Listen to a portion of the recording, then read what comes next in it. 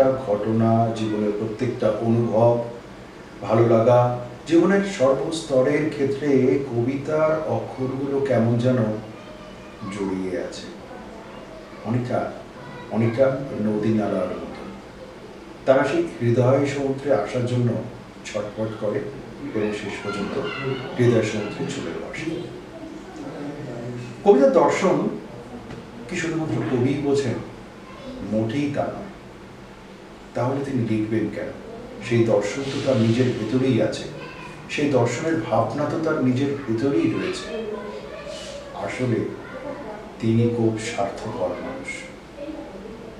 একজন কবি, তিনি তার কাব্য ভাবনা বা তার কবিতা সচেতনতার যে বোধ, সেই বোধের ভিতরে যেখানে থাকেন, তার অক্ষরগুলো, তার জীবনের অক্ষরগুলো, অনুভবের অক্ষরগুলো যখন তার ভেতরেই আছে, কেন তিনি লিপিবদ্ধ করেন?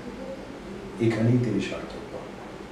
স্বার্থপর আসলে সেই লিপিবদ্ধতার ভেতরে তিনি প্রাণ দান করছেন, জীবন পাচ্ছে, কবিতা লিপিবদ্ধ হচ্ছে।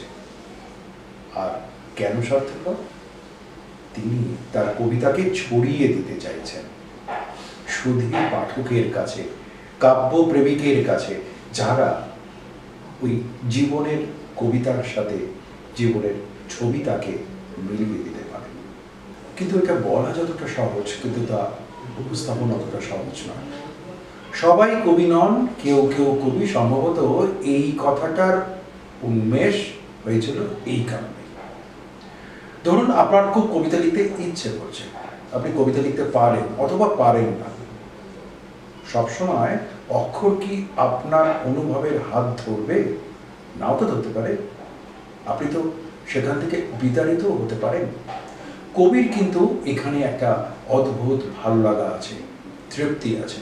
কবি কিন্তু কখনোই অক্ষরের হাত ধরতে চান না, বা অক্ষরের হাত ধরার জন্য অক্ষরের মুখাপেক্ষী হন না। কবি নিজেই তো একটা অক্ষর, কবি নিজেই তো কতগুলো শব্দ। তিনি জানেন কোন শব্দ কোন অক্ষর মিলিয়ে কবিতা হয়। আজকে এই কবিতা নিয়ে বিশ্লেষণমূলক আলোচনা একেবারেই নয়। আসলে এই আজকের অনুষ্ঠানের সূত্রপাতের সূত্রতে এই কথাগুলো বলতে হলো এই কারণে, আজকে আমাদের সাথে যে কবি আছেন, তিনি দীর্ঘ 5টা দশক ধরে লিখছেন।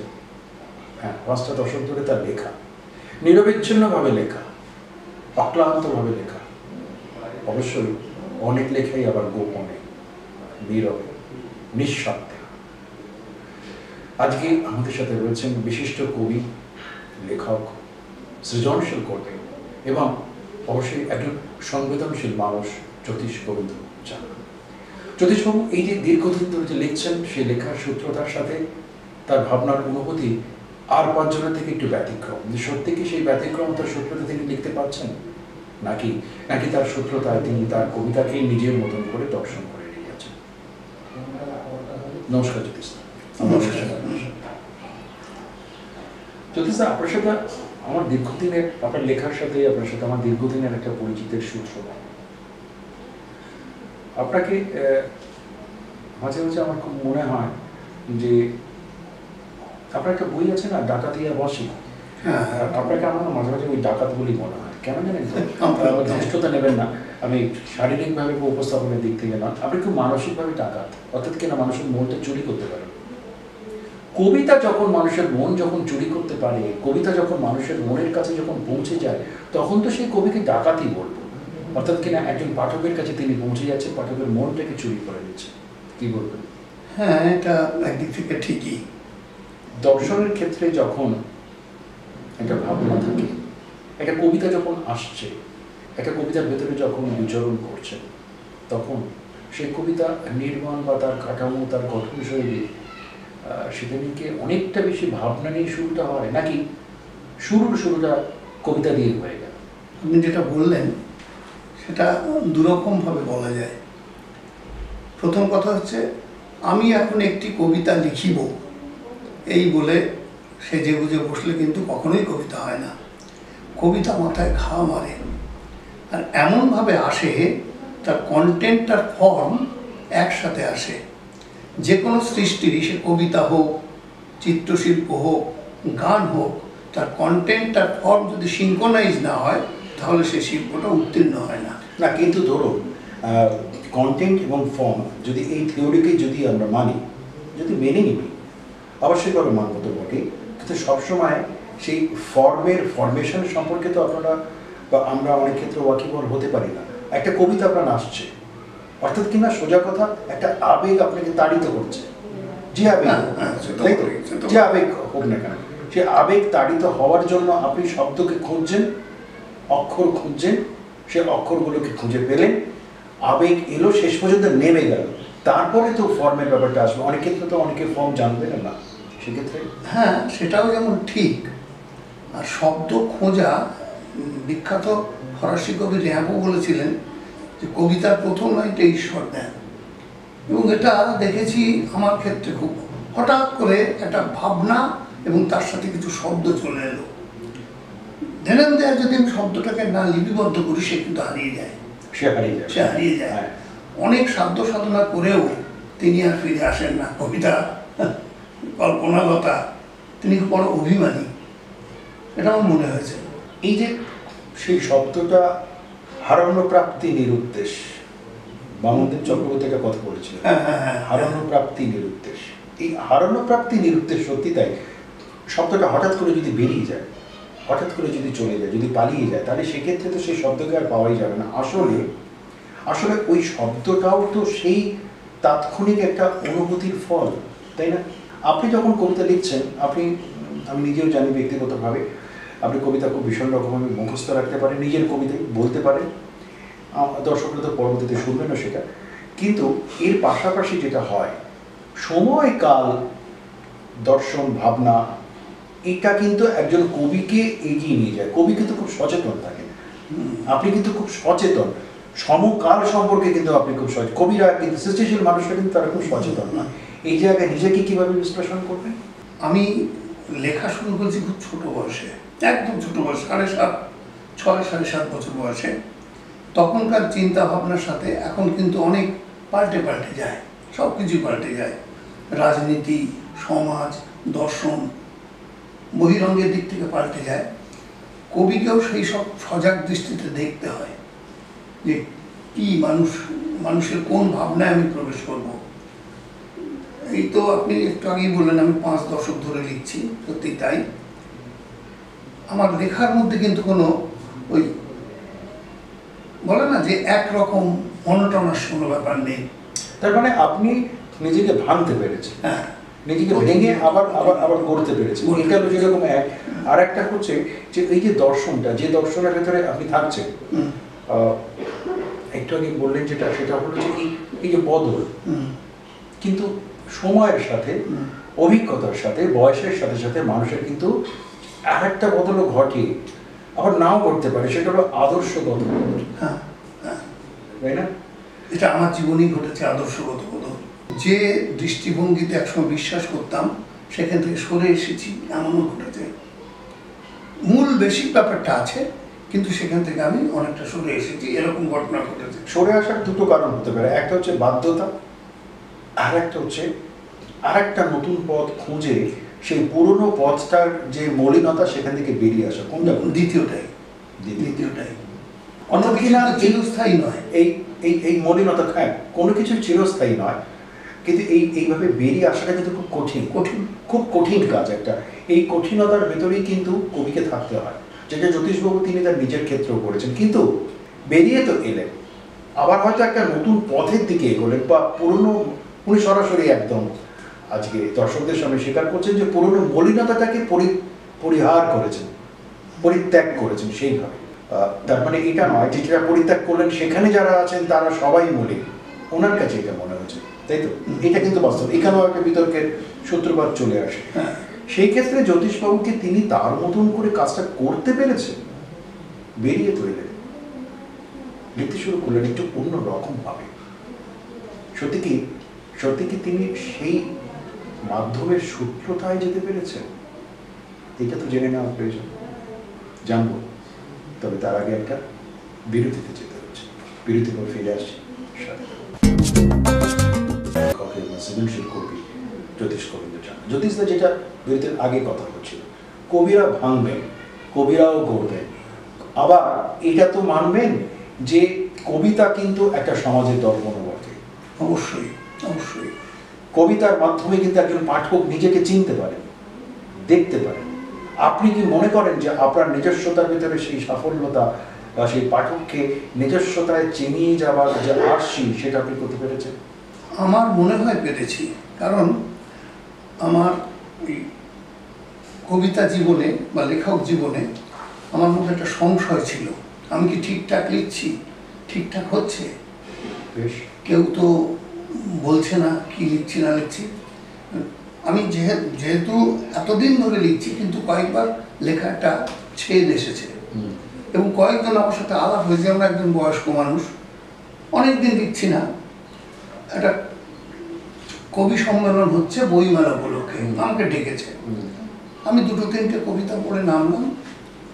অশীতিপরের বৃদ্ধ, তিনি শখ রেলে কাজ করতেন, কলোনি, কিন্তু তিনি শখের প্রত্নতাত্ত্বিক। হাতটা টেনে নিয়ে বলদাবানি বলেন, ব্রাদার তুমি তো খুব ভালো লেখো, চলো এক জায়গায় নিয়ে যাবো। নিয়ে গেলেন, নিয়ে গিয়ে দেখলাম সেটা একটা বাস আর সংস্কৃতি পরিষদ, সেখানে আমার কবিতা সবাই অ্যাপ্রিসিয়েট করছে। তখন বললাম তাহলে কিছু হচ্ছে। এটা শুধু হচ্ছে বলে তাই না, হচ্ছেটা তো স্বার্থপরতা, উত্তরণটা তো নিজের স্বার্থপরতা। কিন্তু আবার ওইখানেও দেখুন আপনাকে দায়িত্ববোধ বেড়ে গেছে। হ্যাঁ হ্যাঁ অবশ্যই। তখন আমি না তাহলে উইল হ্যাভ টু রাইট। আমার শেষ যে কবিতার বইটা বেরোলো, সে বইটার নিঃশেষিত নেই, সেটা হচ্ছে পার্থেনিয়ামের বীজ। এই কবিতাগুলো যখন বই আকারে বেরোবে, যিনি সপ্তাহ পত্রিকার দিলীপ বাবু, উনি বললেন জ্যোতিষবাবু আপনি একটু তরুণ সান্যালের কাছে যান, যে আমার সাথে তো আলাপ নেই, বলে ফোন করে দেবো, যান আপনি বইটা ভূমিকা লিখে আনুন। আমি তার বাড়ি গেলাম। উনি তখন অসুস্থ, শান্তিনিকেতন থেকে ফিরেছেন, ওনার মেয়ের কাছে ছিলেন, ছোট মেয়ের কাছে। আমি গেলাম, শুয়ে আছেন, বলে বসো। বসলাম। তোমার কবিতার বইয়ের কি নাম? আমি বলছি পার্থেনিয়ামের বীজ। বলে বাবা, তাহলে কবিতাগুলো কি, বিষয়টা কি? বিষয়টা খুব সামাজিক বিষয় এবং রাজনৈতিক বিষয়। তুমি বললেন, তখন আমাকে বাজাতে শুরু করলেন, তুমি রবীন্দ্রনাথের সামাজিক এবং রাজনৈতিক একটা কবিতা বলতো। আর আমার তো আপনি দেখেছেন আর মুখস্থ থাকে, আমি ঝড়ের খেয়া বলতে শুরু করলাম। বেশ একটা প্যারা বলে বলে থামো। আচ্ছা বলো তো সুভাষ মুখোপাধ্যায়ের একটা একদম খাড়া কবিতা বলো, শুনি। প্রিয় ফুল খেলবার দিন নয় অদ্য। আচ্ছা বিষ্ণুদেব বলো। জনসমুদ্রে নেমেছে জোয়ার, হৃদয়ে আমার চড়া, কোথায় ঘোর শহর, যেটাই বলছে। আচ্ছা আচ্ছা থামো। সুকান্ত। আমি বোধন শুরু করলাম। এভাবে করার পরে উনি বললেন, আচ্ছা তুমি নিজের কবিতা পড়ো। তখন আমি দুটো কবিতা পড়লাম। পড়ে উনি বলে আচ্ছা ঠিক আছে বলে উনি লিখলেন। লেখার পরে তখন বলছেন যে, আমি বলছি আচ্ছা স্যার আমি আর দু একটা কবিতা পড়বো। বলছে অবশ্যই পড়ো। তখন দুটো তিনটে কবিতা পড়লাম। পড়ার পর উনি একটা জিনিস যোগ করলেন ওখানে, যে জ্যোতিষের কবিতায় সত্যি কথার সঙ্গে কাব্যের সংমিশ্রণ ঘটেছে, কবিত্ব শক্তির সংমিশ্রণ ঘটেছে বলে উনি বলছেন, তোমার কাছে আমি কবিতা শুনতে চাইলাম, কেন জানো? আজকাল অনেকেই লেখে কিন্তু অন্যের কবিতা পড়ে না। এটা কিন্তু একটা খুব চূড়ান্ত বাস্তবতার কথা।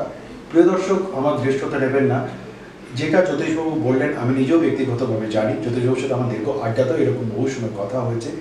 সেটা হলো যে নিজে লিখছেন হয়তো, কিন্তু তিনি অন্যের কবিতা পড়ছেন না। আবার এটাও ঠিক, জ্যোতিষ আপনি নিশ্চয়ই মানবেন যে বহু ক্ষেত্রে বহু কবিতা পাঠের অনুষ্ঠানে আপনাকেও যেতে হয়, আমাকেও যেতে হয় আমন্ত্রিত হয়ে। সেখানে দেখি হয়তো যে কবিতা, নিজের কবিতা পড়ছেন, তারপর তিনি চলে যাচ্ছেন, তিনি কিন্তু অন্যের কবিতা শুনছেন না। আমি একটা লাইন লিখেছিলাম এক সময়, নিজের পাঠটি সাঙ্গ হলেই ফুরুত করেন, তিনি হলেন ফুরুত কবি।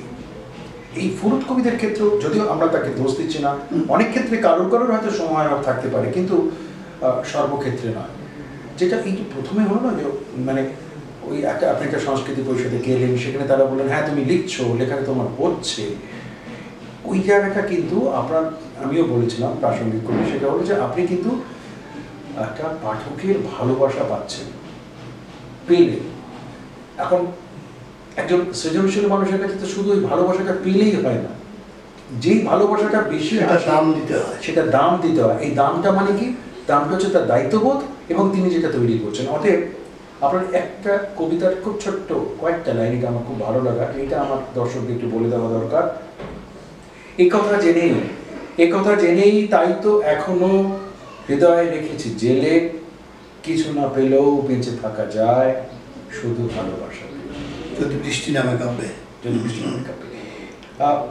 সত্যি বোধহয় তাই যে এই শুধু যদি ভালোবাসা যদি নামে, তাহলে বোধহয় অনেকটা বেশি বাঁচার রসদ পাওয়া। জ্যোতিষদা, দেখুন আপনি একেবারে শুধু কবি অন্তপ্রাণ, আমি নিজে ব্যক্তিগতভাবে জানি।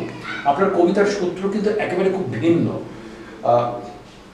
আপনি সমকালের কবি হয়েও, আমি আধুনিক বা উত্তর আধুনিক কবি এই সমস্তগুলো বলতে চাইছি না, অনুগ্রহ করে আমাকে মাফ করবেন, কিন্তু তৎসত্ত্বেও আপনি কিন্তু আপনার কবিতার ভিতরে কিন্তু যথেষ্টই যে ব্যাপারটা আছে, যেটা আমার কাছে খুব অত্যন্ত প্রাসঙ্গিক এবং গুরুত্বপূর্ণ ও ভালো লাগা মনে হয়েছে, সেটা হলো অন্তমিল। বুঝলেন, এই অন্তমিল আস্তে আস্তে কিন্তু হারিয়ে গেছে। প্রিয় দর্শক, আমার ধৃষ্টতা নেবেন না, এখানে একটু কোনো বলতে চাই, এই গদ্য কবিতার ক্ষেত্রে আধুনিক কবিতা বা উত্তর আধুনিক কবিতা বা তার পরবর্তী পর্যায়ে ইত্যাদি ইত্যাদি কবিতার উপস্থাপনে, যদিও সবাই ভালো উপস্থাপন, সেখানে কিন্তু এই অন্তমিল হারিয়ে যাচ্ছে, আস্তে আস্তে অপস্ট্রিয়মান হয়ে যাচ্ছে। এটাকে মনে হয় না, কবিতা তো একটা ছন্দের একটা দান্দিকতা তৈরি করে, কবিতা একটা ছন্দের একটা সূত্র তৈরি করে, এই জায়গায় কবি আমাদের পিছিয়ে দিচ্ছেন। এই বিষয়ে আমি একটু বলি। একদম, আসলে ওই যে আপনি কথা বলেন না উত্তর আধুনিক, পোস্ট মডার্ন, সুরিয়ালিজম, এগুলো না আমি খুব একটা বুঝি না। আমি লিখতে হয় লিখি, কিন্তু একটা জিনিস আমি একটা কবিতায় লিখলাম, উত্তর আধুনিক কবি তবু কেন অন্তমিলে ঝোঁক।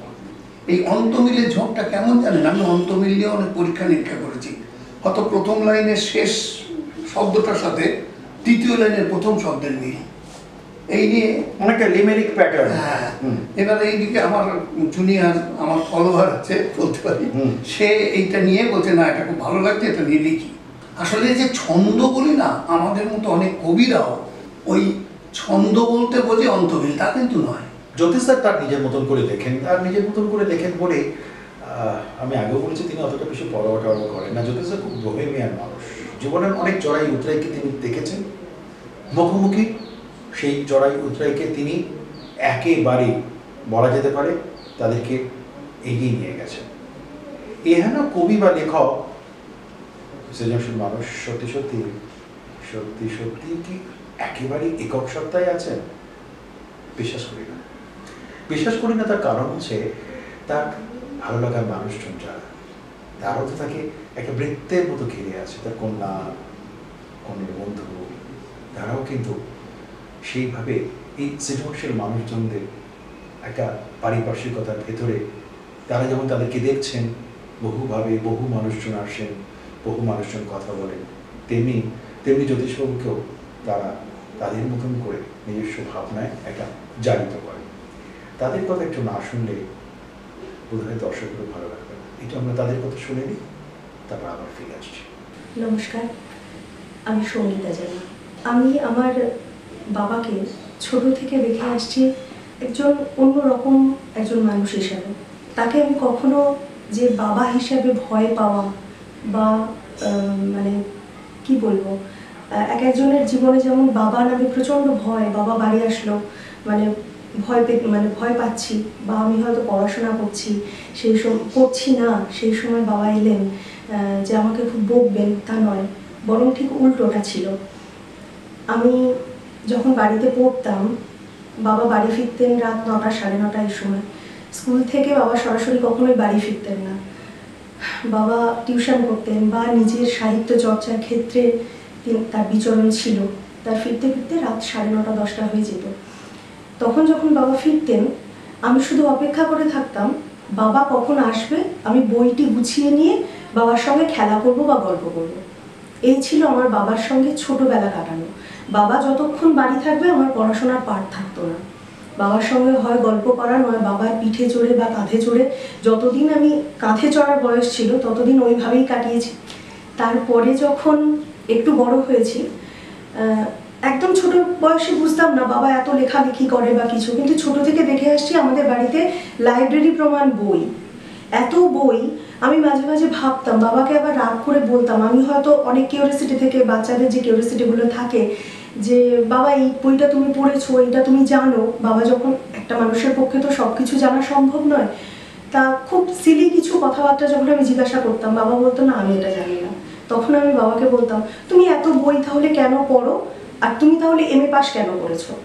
এইটা আমার ভীষণ একটা কিউরিওসিটি, বা এটা এইরকম কথা আমি বলতাম বাবাকে, যে কেন তুমি এত বই তাহলে পড়েছো, তাহলে তুমি জানো না কেন, আমার প্রশ্নের উত্তর দিতে পারছো না কেন? জাস্ট আমার বাবা আমার কাছে ছোটবেলায় এই ছিলেন। পাঠকরা যখন আমার বাবার বই পড়ে তৃপ্তি পান, সেরকম তখনই সেই সময় আমার তৃপ্তি তার শতগুণ বেড়ে যায়। তার কারণ তিনি আমার বাবা। নমস্কার, আমি দীপান্বিতা চক্রবর্তী। বাবার লেখা মানে যতটুকু পড়েছি বা যতটা আমরা জানি, তাতে দেখি পাঠকের যারা বাবার লেখা পছন্দ করেন বা বাবার এই সমস্ত কবিতা চর্চা, তার বাইরে যাওয়া, তার বিভিন্ন ধরনের প্রোগ্রামে থাকা, তার লেখালেখি, ঘর ভর্তি পুরস্কার, এই সমস্ত দেখে আমার তো মানে ভীষণ আনন্দিত, ভীষণ ভালো লাগে। তার সব লেখা যে বুঝতে পারি বা পড়ি বা সবটা সম্পর্কে যে জানি সেটা নয়, কিন্তু তার মোটামুটি একটা ধারণা আমাদের তৈরি হয়েছে এবং আমরাও পড়তে ভালোবাসি এই লেখাগুলো। বাবারই লেখা এত যে দেশ বিদেশে মানে সমাদৃত হচ্ছে, মানে শুধুমাত্র বাড়ির মেয়ে হিসাবে নয়, তার একজন গুণমুগ্ধ পাঠিকা হিসাবে আমি ভীষণ গর্ববোধ করি। নমস্কার, আমি যদুগোপাল জানা। জ্যোতিষ গোবিন্দ জানা আমার অগ্রজ। অ্যাকচুয়ালি আমি ছোটোবেলা থেকেই পিতৃহীন। আমার 3.5 বছর বয়সে বাবা মারা যান। সেই অর্থে দাদাই আমার কাছে বাবার সমান। দাদা অনেক দিন থেকে লেখেন। আমার যখন জ্ঞান হয়েছে তখন থেকেই তার লেখার সঙ্গে একটু একটু পরিচয় ছিল। ক্রমশ বড় হয়েছি যত, তার লেখার সাথে আরও পরিচিত হয়েছি, গভীরে ঢুকেছি এবং বুঝতে পেরেছি যে তার মধ্যে লেখার একটা অন্যরকম কোয়ালিটি, যেটা ওই শিখিয়েছে আমাকে পড়ানো। পরবর্তীকালে একেবারেই পারি না, তবু খানিকটা চেষ্টা করি। লিমেরিক বা অন্যান্য কবিতা, তাতে দাদার অনেক উৎসাহ থাকে। প্রিয় দর্শক, কেমন লাগলো আমাদের অনুষ্ঠান? লিখে জানাবেন, ফোন করবেন, SMS পাঠাবেন। দেশে এবং বিদেশে এই অনুষ্ঠান প্রচুর দর্শক দেখলেন। আপনারা তো জানেন যে এই অনুষ্ঠানে পশ্চিমবাংলা তথা সারা ভারতবর্ষের, এমনকি ভারতবর্ষের বাইরে বহু বিশিষ্ট মানুষজনকে তাদের কথা বলেছেন, আমরা সমৃদ্ধ হয়েছি। বিশেষ করে বাংলাদেশে আমাদের প্রচুর দর্শক আছেন, তারা এই অনুষ্ঠান দেখছেন। আপনাদের কাছে অনুরোধ, অনুষ্ঠান সম্প্রচার শেষ হয়ে যাওয়ার পরেই এই অনুষ্ঠানটি ইউটিউবে আপলোড করা থাকছে। অনুরোধ অবশ্যইভাবেই আপনারা আপনাদের ভালো লাগা কিংবা মন্দ লাগা ইউটিউবের কমেন্ট বক্সে জানাবেন, লিখবেন। তাহলে আমরা আমাদের নিজস্ব যে দর্শক বা নিজস্ব যে ভাবনা বা উপস্থাপনের ভুল ত্রুটিগুলোকে সংশোধন করতে পারবো ভালো লাগার একটা সূত্র ধরে। সতীশবাবু, এই পর্বে থামতেই হচ্ছে। আরেকটি পর্ব শুধুমাত্র আপনার কবিতা, তার কারণ কবির সাথে আড্ডা মারব, কবিও কথা বলে যাবে। আমার কাছে এটা খুব অপরাধ বলে মনে হয় অনেকক্ষণ ধরে যদি তার থেকে কবিতা না শুনি। তাহলে এই অপরাধে এই পর্বে করলাম বটে একটুখানি, কিন্তু আরেকটি পর্বে পূর্ণাঙ্গ কবিতা, সেখানে আমি একটু অবশ্যমান থাকবো, উল্টো দিকে একজন পাঠক বা শ্রোতা হিসেবে। খুব ভালো থাকবে। যদি এই মাঝ পথে সমস্ত আকাশ ভেঙে বৃষ্টি নামে, পাট ভাঙা এ পোশাকে আপাদ মস্তক যদি ভিজে যেতে হয়, তবু তাকেই আমি প্রাণ ভরে স্বাগত জানাবো। যদি বৃষ্টি নামে প্রবল বর্ষণে, যদি হয় কিছু ব্যক্তিগত ক্ষতি, তবুও তা মেনে নেব আমি। কতকাল বর্ষণ দেখিনি, যে বর্ষণে ধুয়ে যায় পৃথিবীর পুরাতন পাপ। বিষ বৃক্ষ উন্মূলিত হয়ে জেগে ওঠে ভালোবাসা গাছ রসালো মাটির বুক চিরে। যদি বৃষ্টি নামে সব কিছু ফেলে দিয়ে আনন্দে উদ্বাহ মেতে যাব।